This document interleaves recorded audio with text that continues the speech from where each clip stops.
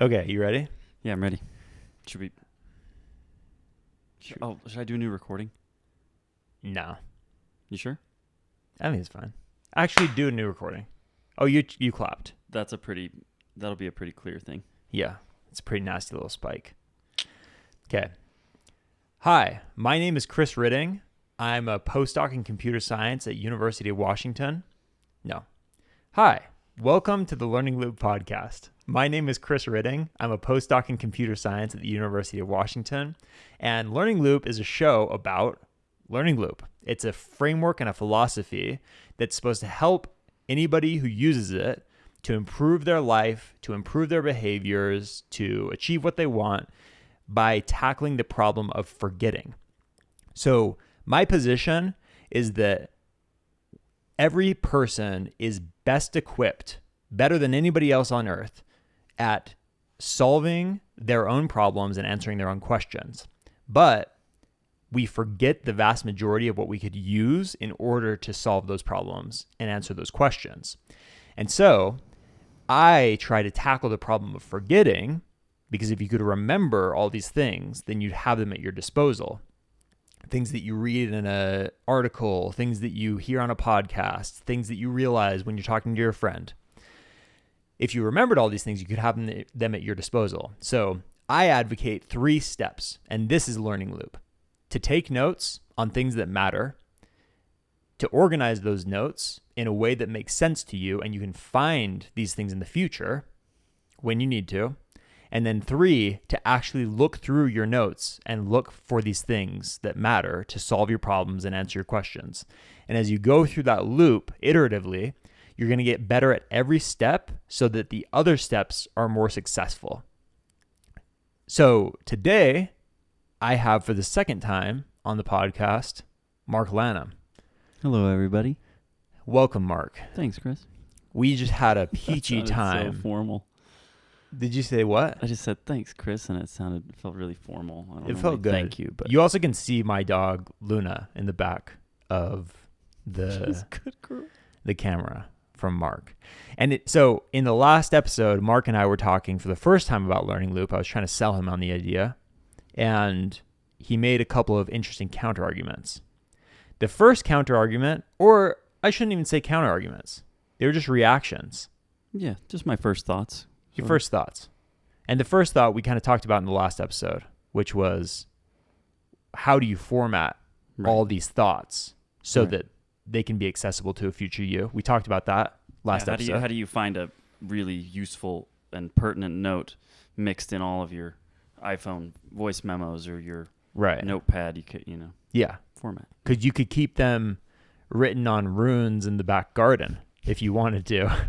Or you could get them tattooed on your leg, like the Memento guy. We still need to watch Memento. Or you could write them down in your notebook, or you could take notes on your iPhone, or you could take voice memos. Like the method is agnostic to how you take the notes. You just need them recorded. You need them searchable. Right. And then you need to search them. But they have to be accessible, or the whole. Yeah. So that's what we talked about in the last episode. Right. So then another point that you made was kind of like, won't you just learn these things automatically as you go throughout your life? Like if I, find some quote that I really, really want to latch onto and remember over the course of time, if I'm really going to remember that quote, then shouldn't I just remember it? Or like as I use it in conversation, which is why you'd want to remember a quote so you could use it in conversation. Of course, that's the only use for a quote. That's the only reason. Then you're going to remember it if you do that more. And so another thing is like people remember things now without Learning Loop. And so why would you bring Learning Loop into this? Right. Is one representation of what you were saying. Yeah, I think that like the other side of that. So yeah, like I don't know.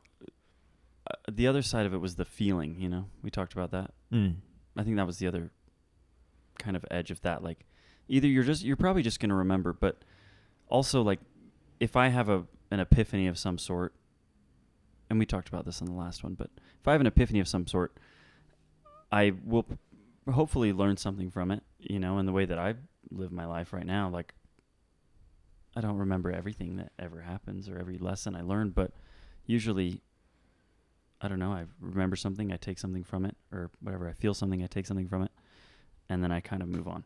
Mm-hmm. But I lost it. I lost the thread. I mean, that Just makes like sense. That fell out of my head. That makes sense to me. Okay, yeah. As a counter argument. And I do think that with every successive generation, with their innovations and their technologies and their progresses, the people who don't ascribe to those new frameworks or new ideas would come out and they would say, things are fine. Why are you trying to rock the boat? And what I'm trying to argue here, I think, in the long run of the show, is that here are concrete ways, X, Y, Z, that you can use Learning Loop to make your life better, hopefully in concrete ways that solve problems and pain points that you have faced before. And so, for example, I'm a scientist, and something I do all the time is come up with ideas for new experiments to run. And if I have an epiphany on the train about an experiment that I want to run, You take the train? I'll take the train if I want to. I mean, it's cool. I don't take the train. Sometimes I take the train. So what? So if I have this epiphany of an experiment that I want to run that would be particularly clever and would be particularly novel, then I don't want to forget it. Right. But if I don't write it down, what are the odds that I'll remember it later? Because I'm also coming up with an experiment idea when I'm talking to my friend at a conference, or I'm also coming up with an experiment idea as I take Luna on a run, or like all these different times that I come up with an experiment idea. And so then when I get scooped, you know what getting scooped means? I've never heard that in my life. Getting scooped means that I was going to write a paper and somebody else wrote the exact same paper and published it first. Oh. This literally happened to me this week. Oh my god. Like my big postdoc experiment that I was going to run, which was, does ChatGPT make us stupider or smarter, like in public school? I was going to run that experiment in a bunch of Utah school districts and like measure, does ChatGPT make these kids stupider or smarter when they use it? Somebody scooped it out from under you. Somebody scooped me. Yeah. Yo. Yeah. Terrible luck. Moment. And they used like, so the abstract is like the paragraph at the beginning of the paper where people talk about what happens inside the paper. It's like the summary, like the TLDR. And like they use the exact same language that I use. It's like performance can be higher with ChatGPT, but learning will be lower. I'm like, these are literally the words I was going to use. Do you know this person? Or know of them? Yeah, it's my brother. Okay. He did that to you? No, I don't know the person. Oh. I just saw it on Twitter. Wow. That's really sad. Sorry, continue though. So With the point of being scooped. Yeah, like once I get scooped, I need new ideas for an experiment. And I could just go to the drawing board and like try to remember like, I think that like if I just try to list off experiments from memory, I'm going to remember like 2 or 3. Right. But if I have a list of 30 experiments that I've kept track of over the past year that have been really good, database. Like how generative is that going to be for me to look at the first experiment idea, which was different from the second experiment idea, which is different from the third experiment idea, which was Or like with you're a guitarist, and I assume that you get sent a lot of music to listen to. Yeah. And like, do you get to all of it? No, almost never. Is that because of time, or is that because you forget it? It's not usually a time thing, yeah. No, it's just, I mean, it's like in the moment, I can't. Yeah. And then gone. So do you ever sit in a car, so specific, do you ever sit in a Nissan Altima and go through all the music people have sent me one by one and listen? Well, no, like I literally on my way up here today in the car, I was like, I'm kind of bored. Should I turn on a podcast? What podcast should I listen to? I'm caught up on all my podcasts. And so it would have been useful in that moment to have a note that said all the music that's been recommended to me by like my friends or my family. Mm. And the thing that would be cool is if I had like a link to the album that I could just click on in my note, and it also had the name of the person that recommended that music to me.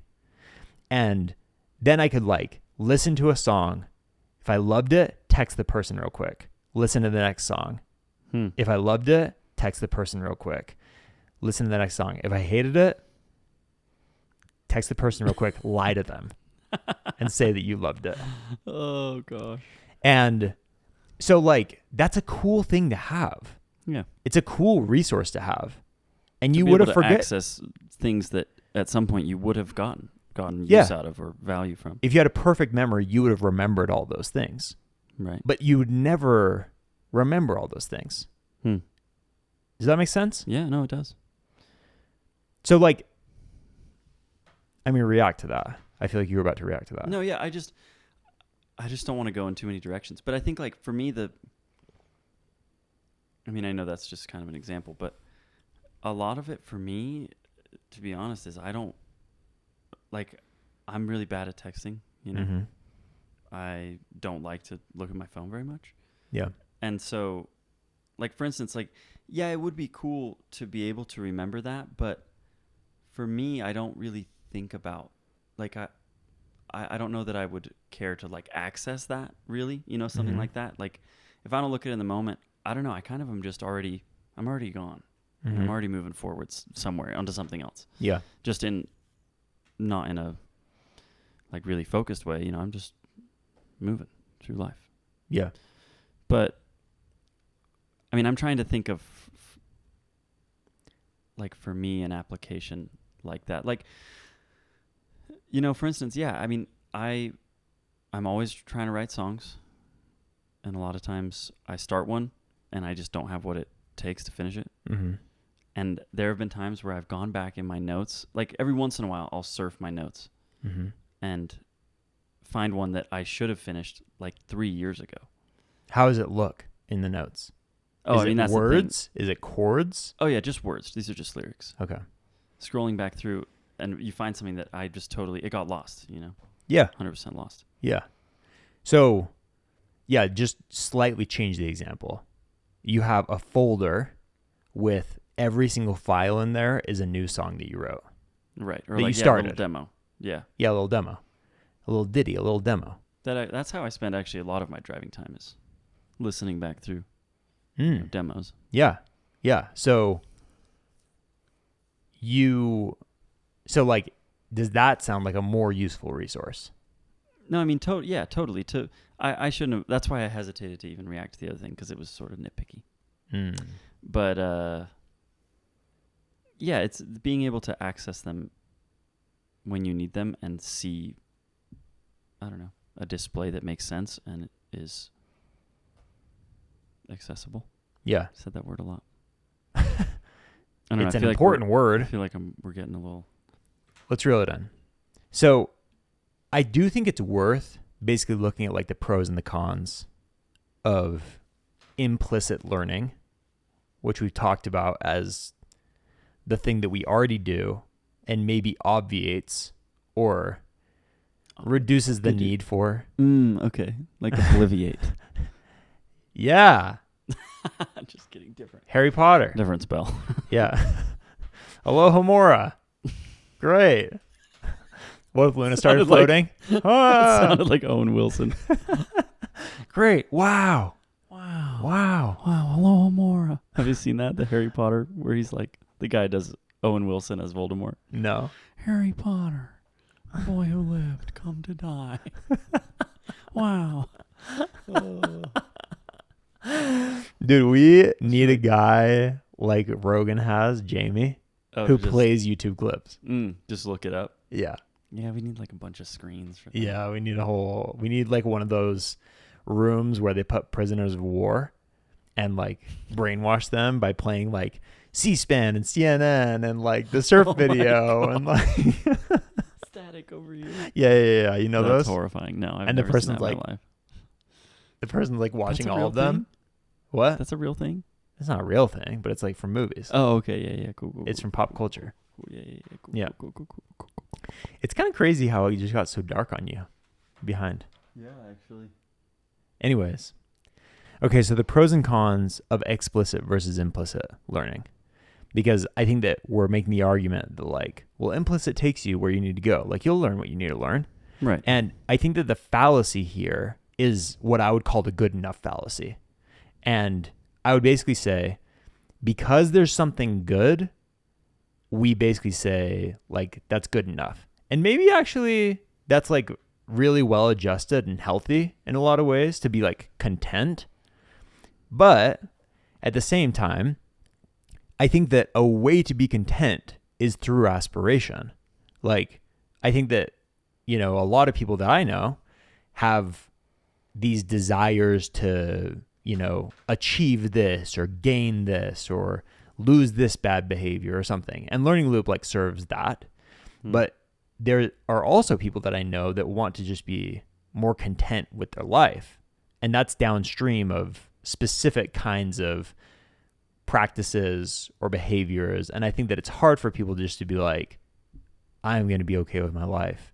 There might be many things that you could tell yourself that would work to make yourself okay with your life. Like there might be a bunch of tricks, like things that you could tell yourself. Like one of the things that I would tell myself is, I'm not nauseated right now. And if I were nauseated, that would be terrible. Every time I'm nauseated, I'm like... Just gaslighting yourself? The only thing that matters to me is to get unnauseated. Right. Like, that's the only thing that matters in the feel world. you on that. I don't care about art. I don't care about career. I don't care about people. I'm like, I want to not throw up.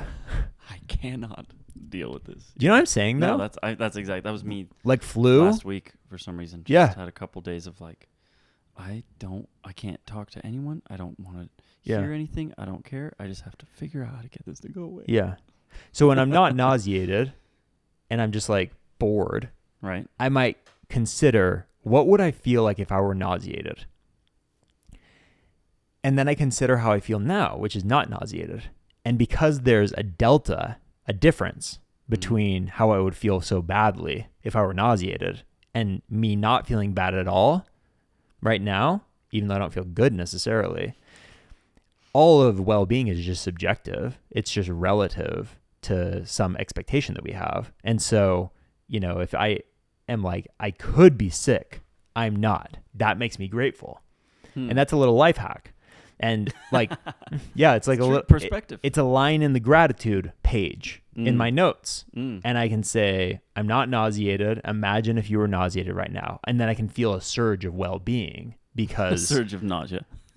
Just so, yeah, I can take on a little nausea for myself. No, sorry. And that feels nice. A surge of well-being. And I also can do this, like if my mom calls me, something I've totally taken for granted for 30 years. And then last year I was like, I could have a mom that does not pick up the phone when I call her. And I have friends that have that mom and it hurts their feelings. Or I could have a mom that no matter what I do, it's never enough for her. But my mom worships me, loves me to death. Everything I do is great.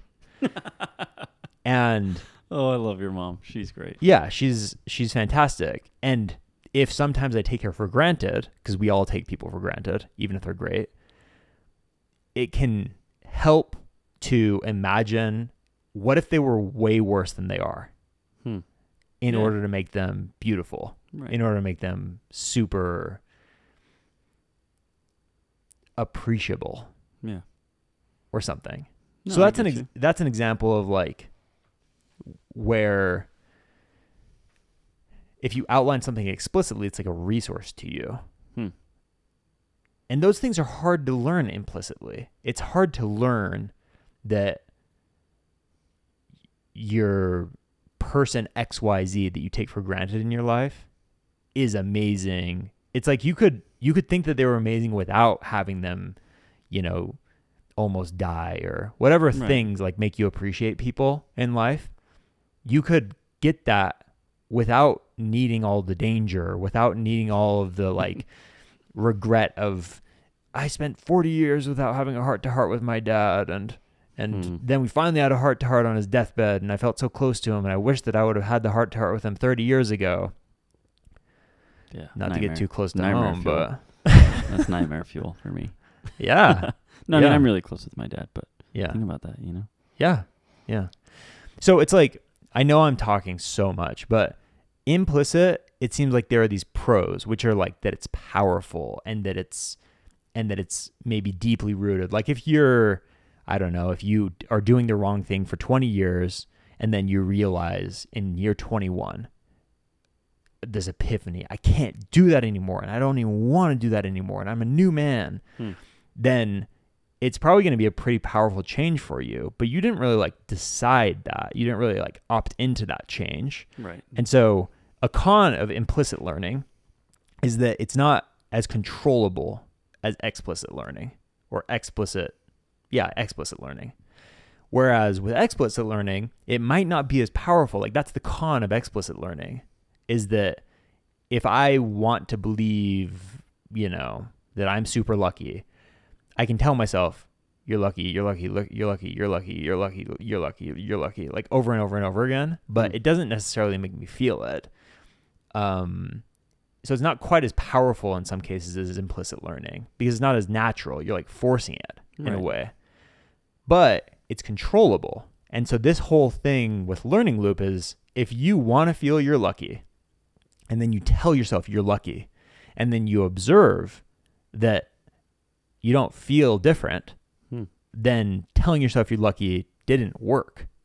And so maybe you should try something different. A week later, instead of telling myself you're lucky, I tell myself you're not nauseated right now. And that feels good. And I'm like, ooh, that worked. Whereas telling myself I'm lucky didn't work. Telling myself I'm not nauseated, that worked because for some reason that's more effective for me. Right. And it's going to be different for you and it's going to be different for Luna. And, when she consults her notes, it's going to be different for every single person. But that's the whole thing behind this philosophy is like the person uses it to figure out what works for them, what they should write down, how they should find it, and how they should use it to solve whatever problem they're solving. Right. And I kind of heard you in the last episode saying, this is reductive, but I heard you saying, I don't have problems.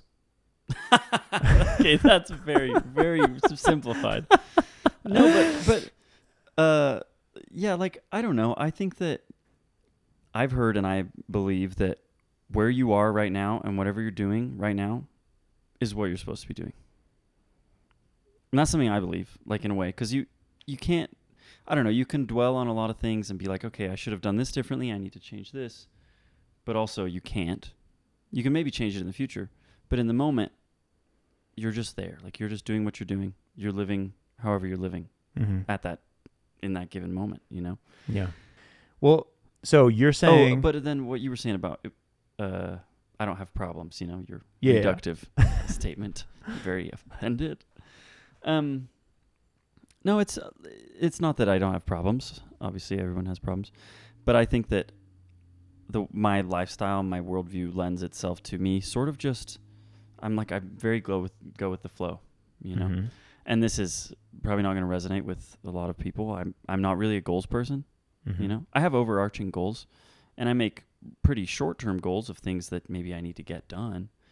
But like I sort of I just try to take my life one day at a time, Yeah. It's not like I'm not, I have to send emails and call people to book gigs and, I got to do stuff at my day job and it's not like I'm not planning or whatever, but in the sense of, I don't have problems.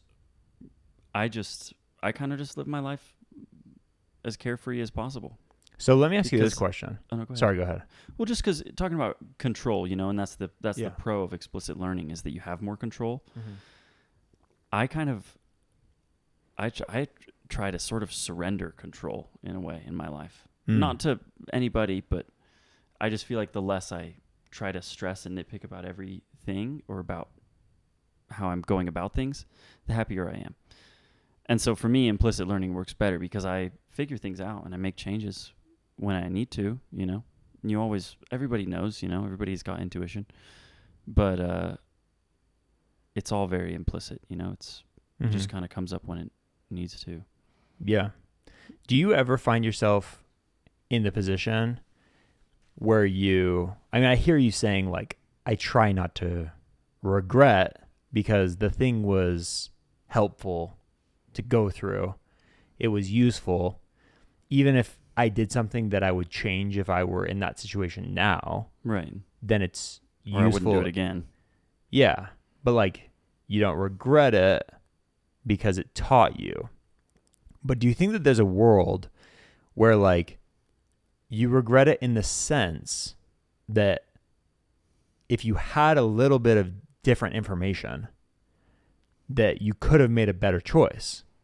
Like, yes, you learned from a mistake, presuming everything we're talking about is a mistake, right? I mean, if it's kind of about self-betterment, so yeah, most of it probably is. Yeah, I mean, it doesn't have to be a mistake in, like, accidentally into heaven and hell framework, right? Or something, or you know, killed someone with my car. Like, that's probably a little. But it's like if you think like, like, I wish I would have done something different, right? Then you made a mistake. Find yourself in a bad situation. Yeah. Bad relationships. Yeah. Like that. Yeah.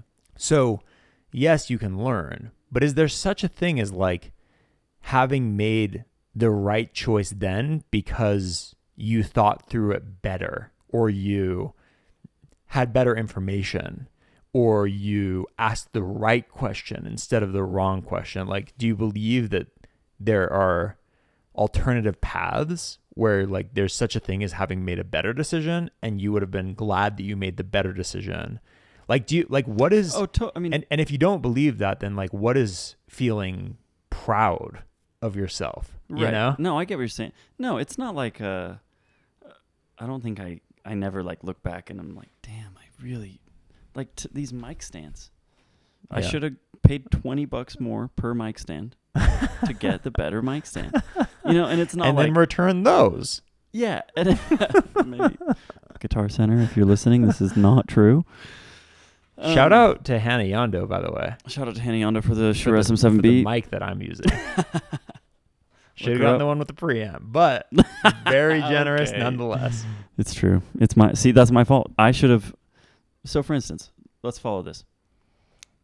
Hannah asked me which one of those I wanted. She was like, I'm going to get you a mic. And I was like, wow, that's really kind. It is kind. BT dubs. Very generous. And she was like, does it matter? Do I need to get this one or this one? And I just, kind of assuming that I knew, was like, no, I don't need the one with the preamp.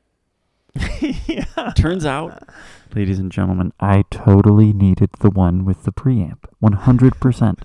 So I made it I mean, I'm just going to, that's as far as I'm going to go to answer. Like, it's not like I don't know that I could have done something better. But I think for me, I try to just take what I can from it and then, you know, I just move on. Like, in terms of like, I try not to regret things in terms of I try not to dwell on anything. Yeah. Like, in the past, because I literally can't do anything, right? Yeah. You know, depression is thinking too much about the past. Anxiety is thinking too much about the future. Hello. In a sense, that's very reduced as well. Yeah. Straight from the DSM-5, ladies and gentlemen. The DSM-5. Diagnostic of statistical, medical. What is it? 5. Diagnostics and survey methodology. I don't know. It's where, like, the definition of depression is. Well, so yeah, and that was, you know, a very oversimplified comparison. But I try not to think too much about the past or the future. You know, take what you can and then just be where you are. Okay, but I still want to press you on this question. Okay, yeah. Which is like, reiterate. Is there such a thing as, like, a better decision and a worse decision? I think absolutely. Okay, so do you want to make better decisions instead of worse decisions, or do you see them all as the same? Because there can't be a better decision and a worse decision if you see them as equivalent.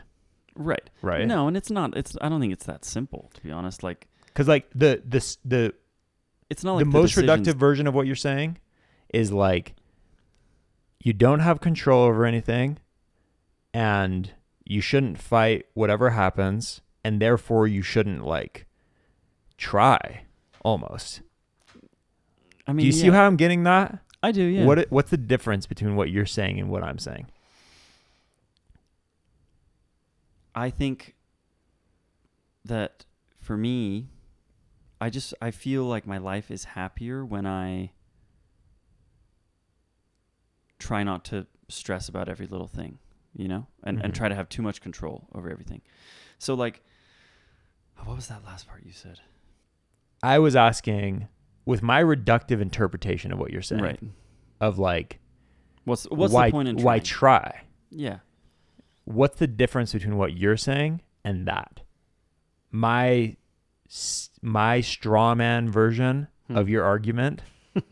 What's the difference between your real argument and that? Try at whatever is important to you, you know, but like I try with, you know, my music, or I try with my job, you know, work hard, whatever. But I just think that constantly searching for optimization for me tends to make me just constantly dissatisfied, right? Yeah. And so I think that like you were saying earlier, you know, with implicit learning, or maybe a con of that is just telling yourself you're content. You're like, I'm fine. I don't need to change anything. And I think part of that is not the worst thing in the world. I don't know. You know, this isn't like a hill I'm willing to die on. You know, I don't write papers. I don't do research. But I just think that in our pursuit for constantly getting better and trying harder, I don't know, at some point you just have to kind of live your life, you know? I totally get what you're saying. Do you know what I'm trying to say? I'm having a hard time like... No, I get what you're saying. If there's a spectrum with one end being, I'm like, should I be sitting better so I'm more comfortable, so that I'm like happier on the way home, and so that I like have proper blood flow through my body, and that I like live longest, and like should I be worried about these lights on my skin? Like, or should I be getting should I have gotten more sunlight today instead of this light? Like, because that would make my body make vitamin D, and like I totally get what you're saying of like that just kind of like nonsense. Like there's an extreme to this. There's an extreme to this. And then the other end of the spectrum is what I just said of like, I'm not trying. I'm just going to do whatever. Total nihilism. Like, yeah. Well, just surrender. I would say it like that. Surrender, or our culture might call it settling. So there's actually this interesting book. Have you ever read The Paradox of Choice? I've heard of it, never read it. Okay, so it's this economist, Barry Schwartz, and he goes to stores and he puts tables of jam, and on some of the tables of jam, well, in some stores, he puts 4 flavors of jam: raspberry, huckleberry, and peach. And what's one? Grape. Not strawberry. Save strawberry for the next condition, experimental condition. So then there's a second experimental condition, which is I'm going to put 14 flavors of jam instead. So it has those 4 that I just listed, but it also has strawberry and salmonberry and gooseberry and strawberry. You said strawberry. And gooseberry and lingonberry. Infinite loop. And it has apricot, and it has, you know, named 3 other jam. So people buy jam less often. At which table? The one with the most choices, I'm assuming. Why? Paralyzing fear of choosing the wrong one.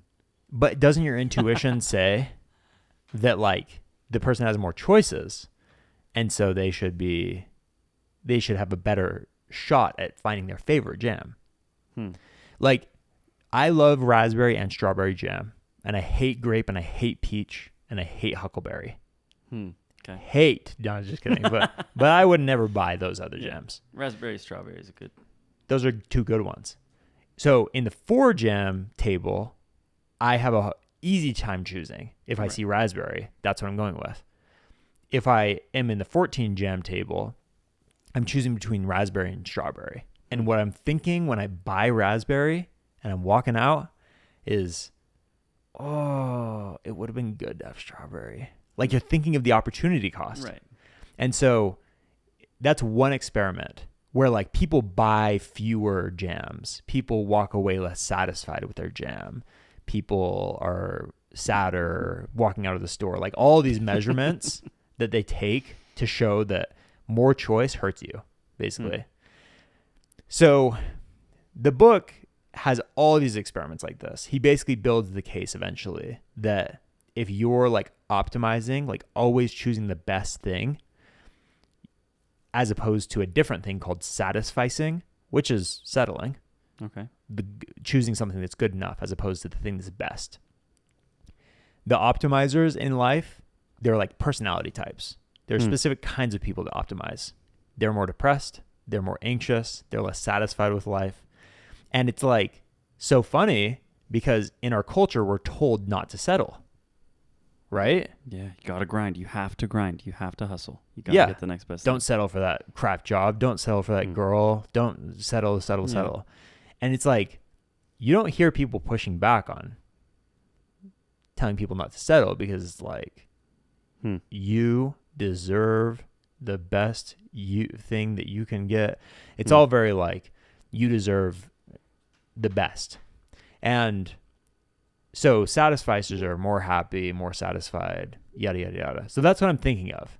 And I know that there's a pathological level of optimization that we can hit. But let me change this because I think that you're interpreting learning loop as optimization, and I'm interpreting what you're saying is settling. Let's instead come to where you actually are, which is somewhere in between settling and optimization, and I am too. And let's just make one change to your life.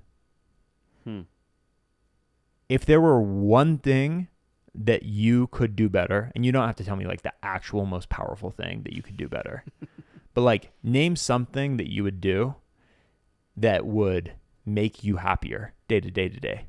I'll tell you what it is for me. Okay. This morning I woke up and I got on Twitter because I wanted to see if Biden had dropped out of the race. Did you actually think that was going to happen? Yeah. Really? Is that like a real thing? He's going to drop out of the race. Whoa. That's not for this podcast. We'll talk about It's that not later. for this podcast. I don't follow that at all, but I am curious. Mark my words. He's going to drop out of the race.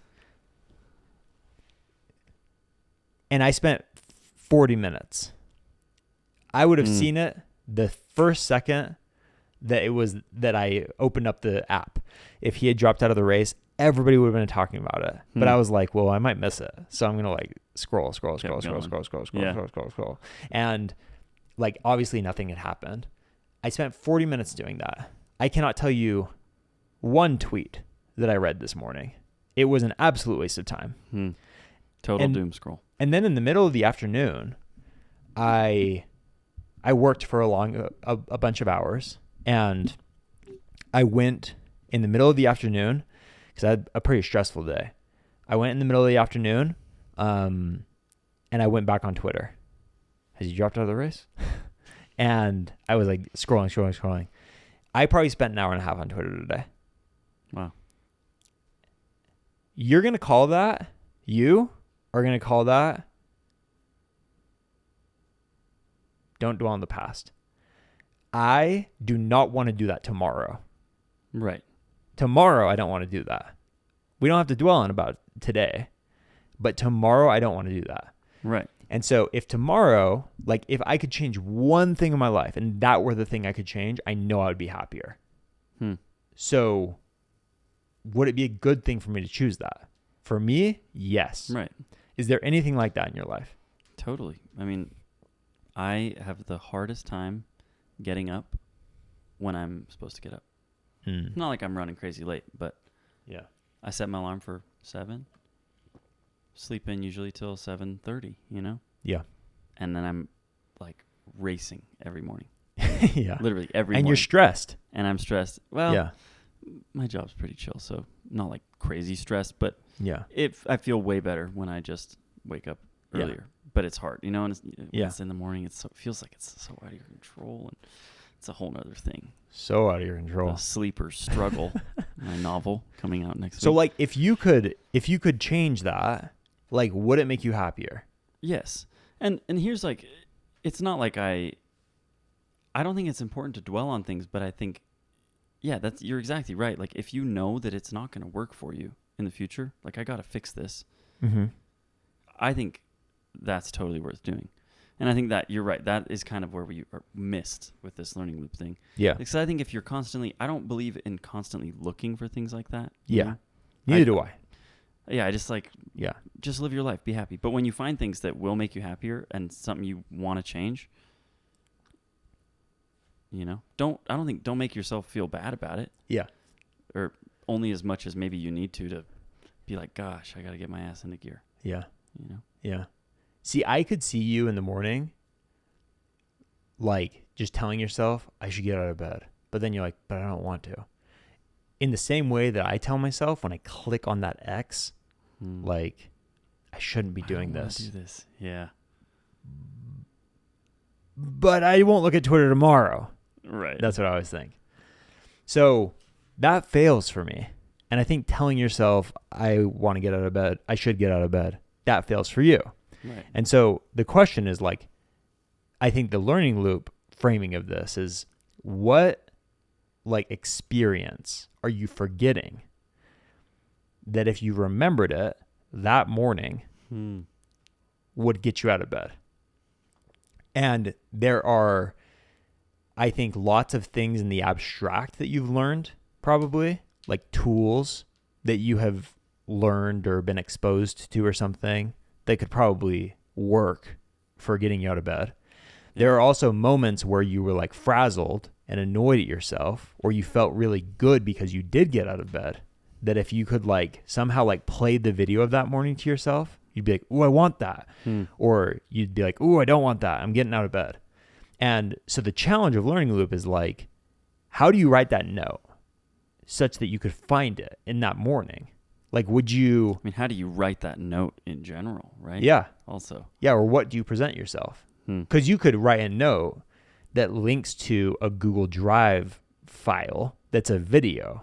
Of a camera crew that followed you around the entire morning. Yeah. Yeah. Now you're thinking with me.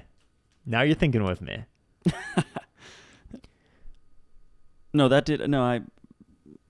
I follow. That does make a lot of sense. Like, what would you have to tell yourself, or what would you have to like show yourself that would actually like work to make you act differently? And the whole reason I brought this up is because there's a world where like your life is exactly the same. The only step you take towards optimization is like this thing where you find something to show yourself to get you out of bed when you want to get out of bed. Right. And it works. That seems like a better life. Yeah. That's the only thing that changed. No, I think... That's not like crazy optimization world, like productivity hack, blah, blah, blah. No, and I think until this example, and like it, I kind of understand it, but this honestly clicked. This clicked a lot because, like it's not like I'm against improving my life. I'm not. I just don't want to. I don't want to seek out constantly improvements for my life, But what if the framing needs to be different then? No, I think you framed it. I think it was more a me thing. I think you framed it well, but because that is something genuinely, I would love to like know that I get out of bed when my alarm first goes off. Yeah. This isn't like a life-altering thing. Like, it's not the biggest deal in the world, you know? I'm not late to super important things, whatever. But it matters to you. It'd be awesome to get up an hour and a half before I have to leave. Yeah. It'd be sweet. Yeah. Walk to the coffee shop down the street. Get outside. Yeah. You know? Yeah. Play guitar. Maybe play Apex Legends. Get a couple Play games in this before GameCube, work. huh? Plug that baby in. Post, you got to zoom in on the GameCube. I don't know. No, but Yeah. anyway, this example and the way that you framed it, that makes a lot of sense because these are things that I could change without being constantly in the pursuit of how do I be better? What's my next thing? What's my next goal? Yeah. Let me try this new framing. Okay. There's this gradient from like productivity hacker, optimization, like neurotic, and then on the other end of the spectrum, there's like take whatever comes at your life. You're totally passive. Like, wait, what? Layabout. Layabout. Layabout. Someone who just lays about. Yeah, layabout. Just so. You're somewhere in between there. And yeah, totally. maybe you feel like you need to be more relaxed and more accepting of the things that come your way. Maybe you feel like you need to be more active. In either case, imagine doing one thing different that is better than what you do now that would make you happier. And imagine like writing a letter to yourself from the place where you did that and you're proud of yourself, or writing a letter to yourself from the place where you didn't do that and you wish you had. And then reading that letter when you had that decision to make the next time and you chose differently because of that letter. Yeah. That's learning loop. Come back next week. Wait, you just is that it? Yeah. No, that was, and I think the last thing I'll say. Were you just joking about? No, that? go ahead. Okay. Yeah. Is no, I think that is a good segue into the next episode because I think then the question is really like the more, I think like revisiting the formatting in a way, like what actually what is the message that I have to leave for myself, for my future self? You know, like we talked about a little bit last time. How do I actually tangibly persuade my future self to get out of bed and make the difference? Like, I think the theory behind learning loop is that there's something that you forgot that you could show to yourself, remind yourself of. And that would make the difference. Yeah. All right. Well, thanks, Chris. Thanks for having me. I was a little scatterbrained today. Thank you all for listening to me. Thanks for being here. Yeah. Thanks for being here. Yeah. This is my house. Come back next week. We'll see you then.